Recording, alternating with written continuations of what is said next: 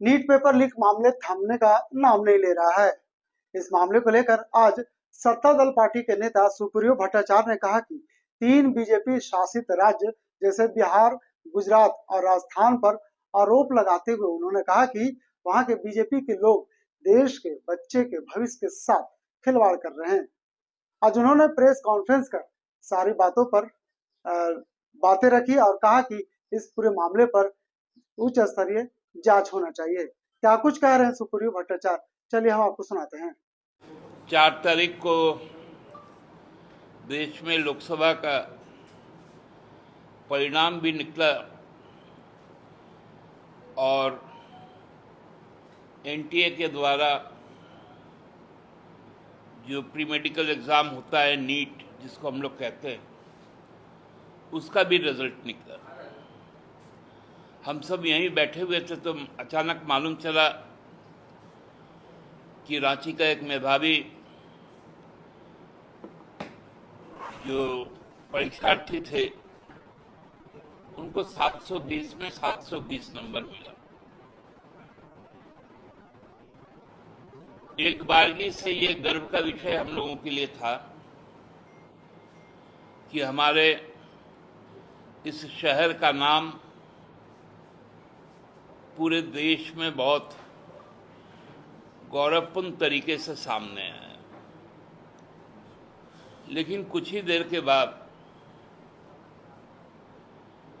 719 और 720 का असली फिगर जब सामने आया तो पूरा देश दंग रह गया।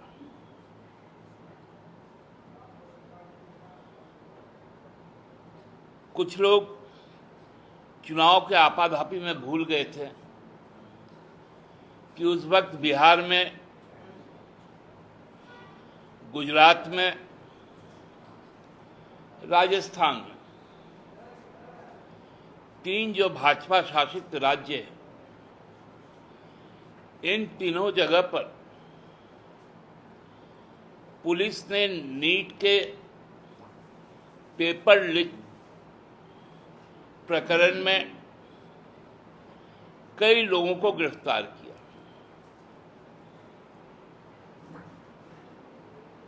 ये बातें उस समय चुनावी शोर में दब गई थी क्योंकि 400 पार का नारा लग रहा था। लेकिन पूरा एक कुचक्र जो मेधावी छात्रों का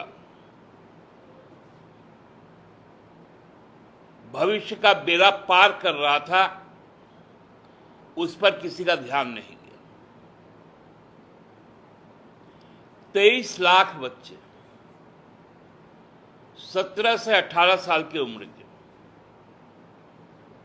आप समझ सकते हैं, दिन रात एक करके जिन्होंने इस परीक्षा में शामिल होने का काम किया, उनके साथ केंद्र सरकार ने कितना बड़ा धोखा किया,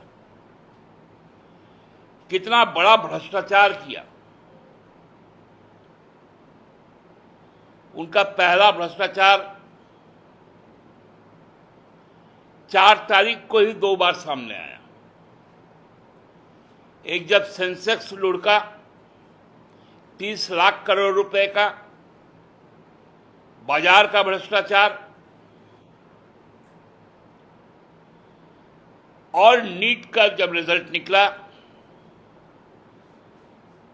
उसमें कितने लाख करोड़ रुपए का भ्रष्टाचार हुआ, इसका तो अभी पता लगाना बाकी है। सरकार गठन के बाद जब यह मामला केंद्र की सरकार के पास आया तो जो पेरेंट डिपार्टमेंट है एचआरडी, उसके मिनिस्टर धर्मेंद्र प्रधान जी ने कहा कहीं कोई भ्रष्टाचार नहीं हुआ, कहीं पेपर लीक नहीं हुआ।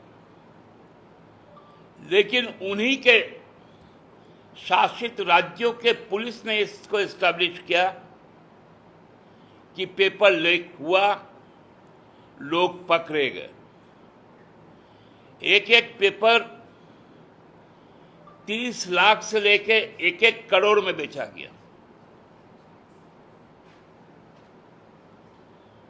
ये पूरा तस्वीर साफ करता है कि किस पैमाने पर सरकार में बैठे लोग, केंद्र सरकार में बैठे लोग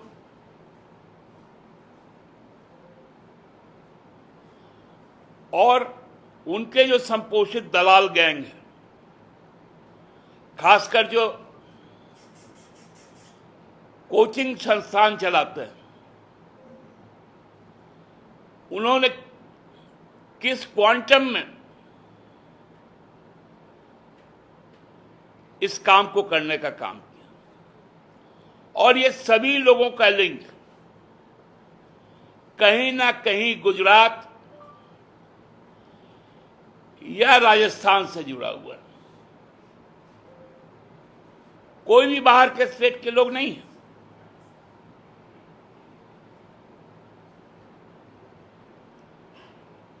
कौन देगा यह जवाब? एनटीए ने कहा हमने ग्रेस मार्क्स दिया था। भाई दिया क्यों था? जब ग्रेस मार्क्स दिया था, आप बोलते हैं मैं विड्रॉ करता हूं। अब उनको पुनः परीक्षा देना पड़ेगा। क्या यह सोशल ह्यूमिलेशन नहीं है? क्या उनके साथ एक भद्दा मजाक नहीं है कि आप उसको चने के झाड़ पे चढ़ा दिए?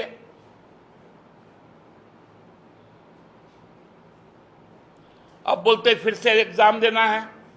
और जो बच्चे सुप्रीम कोर्ट गए, लगभग 1,500 से कुछ ज्यादा, केवल उन्हीं का विड्रॉ किया गया। और एक तरफ बोल रहे हम काउंसलिंग भी चलाएंगे। ये कौन सा मजाक चल रहा है?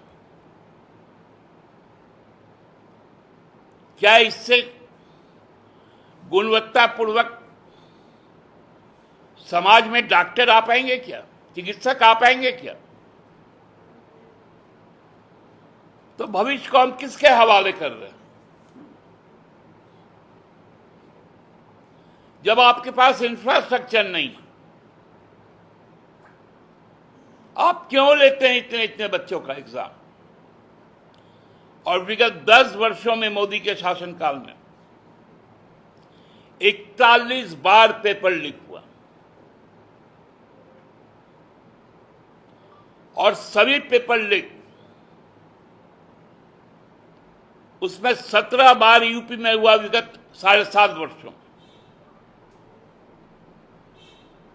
एमपी में हुआ, गुजरात में हुआ, उत्तराखंड में हुआ। 41 बार पेपर लीक। ये साधारण बात नहीं है। लाखों बच्चों के साथ लाखों अभ्यर्थी जो पुलिस का एग्जाम देते हैं, रेल का एग्जाम देते हैं, बैंक का एग्जाम देते हैं, अनक्लेरिकल ग्रेड का देते हैं, उनके साथ ये भद्दा मजाक किया जाता है।